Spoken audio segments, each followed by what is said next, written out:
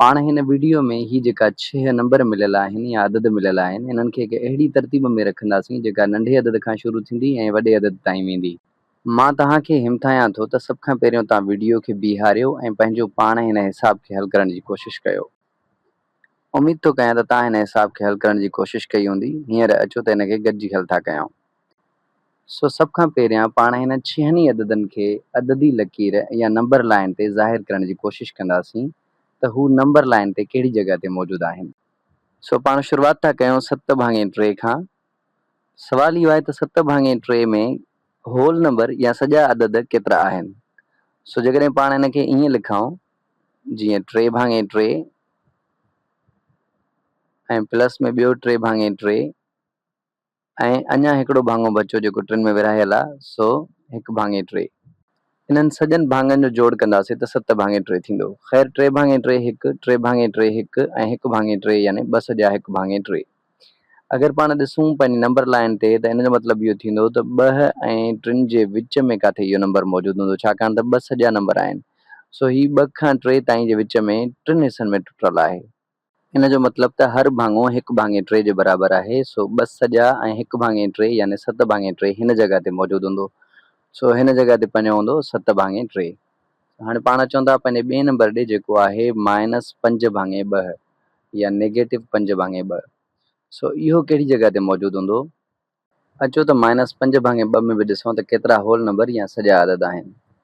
सो हिन में हिकु जेको हिसो हूंदो उहो 2/2 ऐं ॿियो हिसो 2/2 ऐं टियों हिसो 1/2 जो थींदो। सो जेकॾहिं सॼनि हिसनि खे जोड़ कजे त बराबरि छा थींदा? इहे बराबरि थींदा 2/2 हिकु, 2/2 हिकु ॿियो ऐं 1/2 ॿियो, यानी 2 सॼा ऐं 1 अधु, यानी 2 सॼा 1/2। सो 2 सॼा 1/2 नेगेटिव जा किथे ईंदा? 2 सॼा नेगेटिव हिते ऐं 1/2। सो 1/2 जो मतिलबु आहे अधु, यानी ओ हिन जॻह ते। हिन जॻह ते असां वटि हूंदो -5/2। इन सिलसिले में पाण वटि टियों नंबर आहे ॿुड़ी या 0। 0 त सिधी सी ॻाल्हि आहे, हिन जॻह ते ईंदो। 0 खां बाद में पाण वटि नंबर आहे -2 या -2। इन जो मतिलबु थी वियो त 0 खां पाण खे खॿे पासे अचिणो आहे 2 यूनिट, 1 यूनिट 2 यूनिट। सो 2 हिन जॻह ते मौजूदु हूंदो। 2 खां बाद में पाण वटि नंबर आहे -12/4। सो 4 जो खोड़ो जेकॾहिं पाण 12 ते हणूं त 3 दफ़ा वेंदो, 3 चौक 12।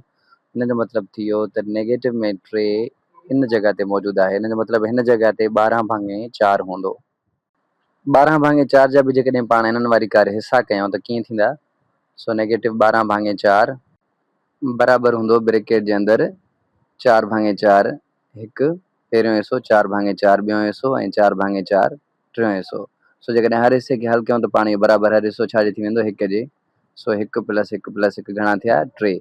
इन जो मतिलबु त -3 यानी हिन जॻह ते। सो 12/4 नेगेटिव जो 3 जी जॻह ते इहे अची वेंदो। इन खां बाद में पंहिंजे हिसाब जो आख़िरी नंबर आहे -3.25 सो -3.25 खे जेकॾहिं पाण लिखूं ऐं ॾहाई ख़तमु कयूं त इहो थी वेंदो 3 सॼा 25/100। ऐं जेकॾहिं पाण 25/100 खे हल कयूं त इहो थी वेंदो 25 जो खोड़ो 25 ते 1 दफ़ो ऐं 100 ते 4 दफ़ा।